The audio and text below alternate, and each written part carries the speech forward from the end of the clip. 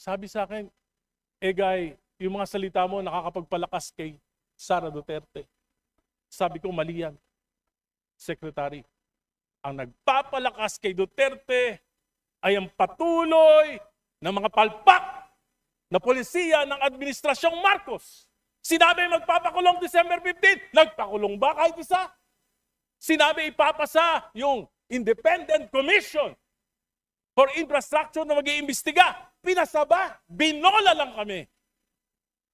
Sabi, magpapasa ng isang makatotohanang anti-political dynasty. Ipa-priority. Ano nangyari?